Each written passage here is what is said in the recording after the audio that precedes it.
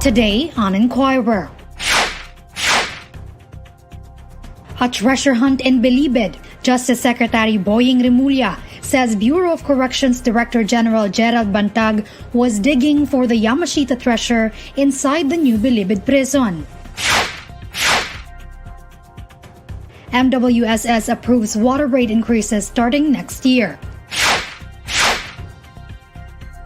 After yesterday's bilateral meeting, Chinese President Xi Jinping says Philippines and China must stick to friendly consultations on the South China Sea dispute.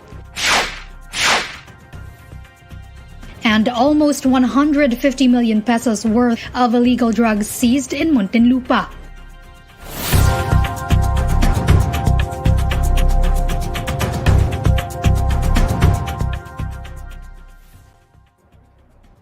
Good evening. Suspended Bureau of Corrections Director General Gerald Bantag was looking for the fabled Yamashita treasure inside the new Bilibid prison compound in Muntinlupa City. That's according to Justice Secretary Boying Remulla. Remulla recalled Bantag telling him about the latter's bid to find the Yamashita treasure in August, and he had told Bantag then not to pursue it. The fabled Yamashita treasure refers to the supposed gold and jewels that the Japanese Imperial Army hoarded in World War II and allegedly buried somewhere in the Philippines. Remulla said he was not aware that Bantag had still been relentlessly pursuing this until new Prisons Chief Gregorio Catapang showed him a video of the excavation. Moving forward, he pointed out that the Office of the Ombudsman can take cognizance of this issue. The Justice Secretary noted that their concern now is to clamp down on organized criminal activity at the NBP and its mother agency, the Bureau of Corrections. Chinese President Xi Jinping says the Philippines and China must stick to friendly consultations on the South China Sea dispute. To tell us more, here's Denisa Fernandez, reporting live from Bangkok, Thailand. Denisa? Friendly consultation regarding the South China Sea dispute, the Chinese embassy said today, adding that the two nations should team up to reject unilateralism and acts of bullying. The embassy's remark came after Philippine President Ferdinand Bongbong Marcos Jr. and Chinese President Xi Jinping's bilateral meeting here in Bangkok, Thailand yesterday. The Chinese embassy said, and we quote, "On the South China Sea, the two sides must stick to friendly consultation and handle differences and disputes properly," end quote. Asked in a message if Marcos and Xi agreed to the friendly consultation, the embassy answered yes. To recall, President Marcos also shared an update of their bilateral meeting last night. He, however, did not include any detail on the South China Sea dispute. He earlier said that he would raise the maritime issue if he meets Xi. According to Marcos, he and Xi talked about regional concerns, the Philippine president's plans for his scheduled state visit, and boosting ties. Meanwhile, Chinese embassy said that Marcos stressed his consistent view that the bilateral relations of the two nations should not be defined by maritime issues and that both sides may further enhance communication in this regard. The Philippines is also ready to engage in consultations with China and look for ways to advance the joint maritime and gas resources exploration, according to the embassy. In the meantime, Marcos participated in the retreat session, informal leaders dialogue, and the APEC Business Advisory Council today. The president called for the revitalization of micro, small, and medium enterprises as he expressed deep concern about issues hounding the sector. Marcos also said that the economy's response to environmental challenges is critical in determining the planet's fate. He appealed for adoption of policies that seek a green post-pandemic recovery. Moreover, the president has a scheduled bilateral meeting with Saudi Arabia and France, but no details have been disclosed so far. Back to you, Bay. Denisa, earlier you mentioned that President Marcos did raise that he wanted to talk to Chinese President Xi Jinping about the binding code of conduct in the South China Sea. Are there details about this? And if so, what did they specifically agree on? They, according to the Department of Foreign Affairs, Marcos and Xi have agreed that the South China Sea dispute does not define the totality of the two nations' ties. The leaders likewise reaffirmed their support for the early conclusion of a code of conduct in the South China Sea to help manage regional tensions as well as differences. Thank you, Denisa. That's Denisa Fernandez, reporting live from Bangkok, Thailand. Metropolitan Waterworks and Sewerage System has approved the plan of utility concessionaires Manila Water and Maynilad to raise water rates and tranches in the next 5 years starting January. Manila Water will be charging 20 pesos and 37 centavos more throughout the 5-year period. There will be an increase in the firm's water rates per year until 2027, ranging from 1 peso and 8 centavos per cubic meter to 8 pesos and 4 centavos per cubic meter. Manila Water customers with a monthly consumption of 10 cubic meters will see their bills go up to 194 pesos and 42 centavos in 2023.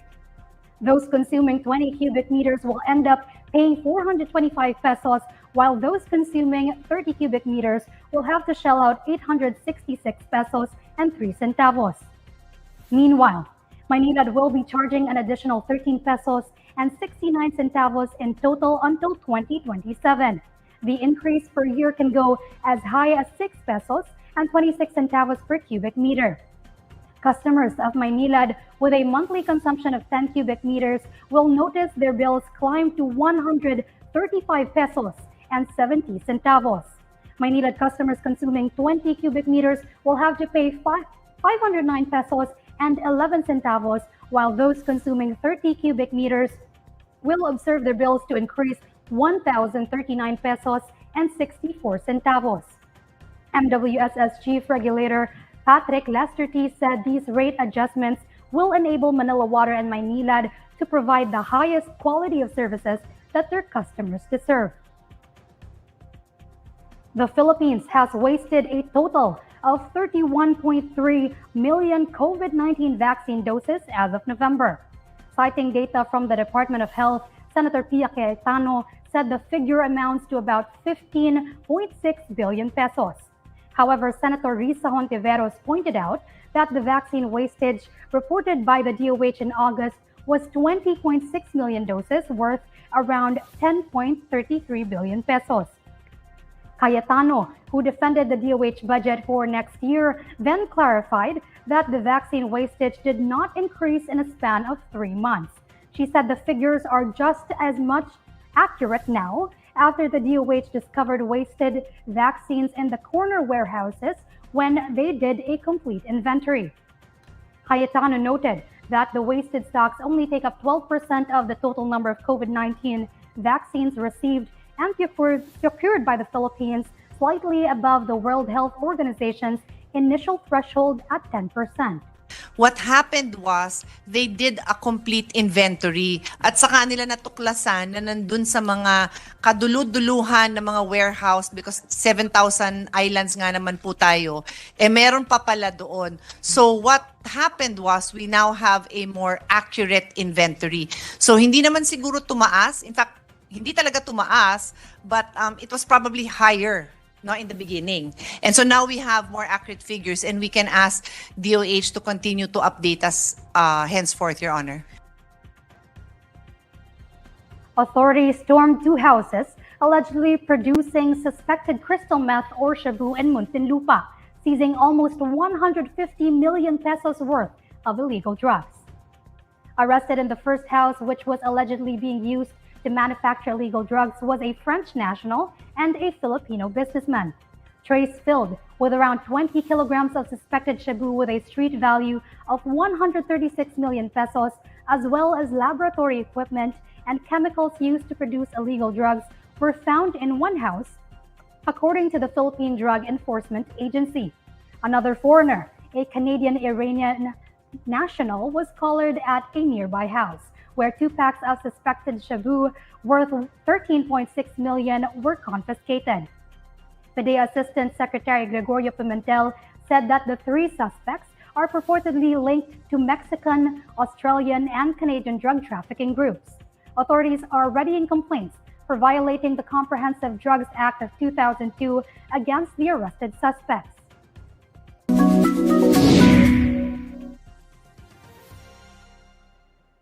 At alamin naman natin ang mainit na balita sa mundo ng showbiz kasama si Anthony's Arceo ng Bandera. Ann? Hello, Bay! At hello sa lahat ng kabandera natin all over the universe. Narito ang latest chika for today.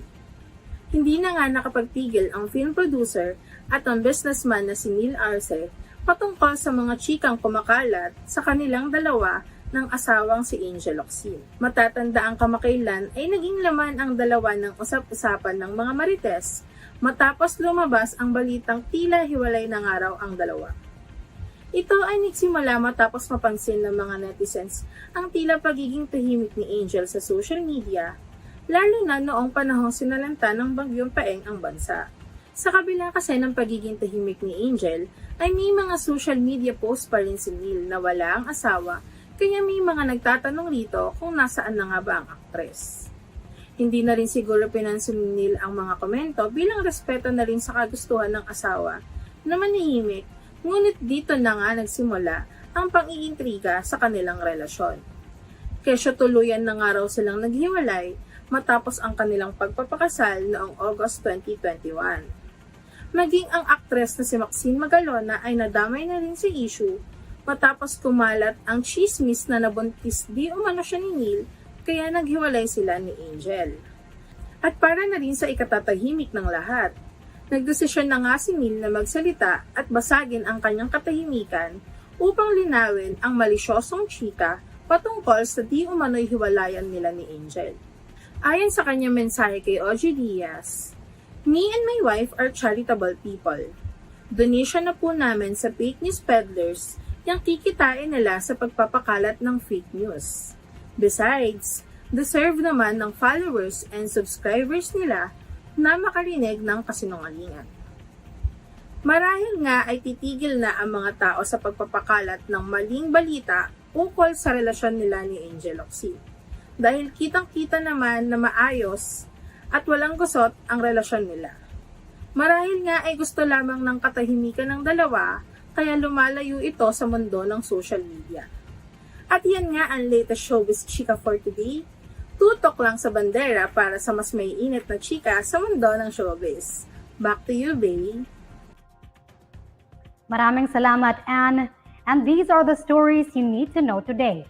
I'm Beatrice Pinlac. Follow INQUIRER.net on Facebook, Twitter, YouTube, TikTok, Instagram, and Reddit. For more stories, visit INQUIRER.net. Good evening.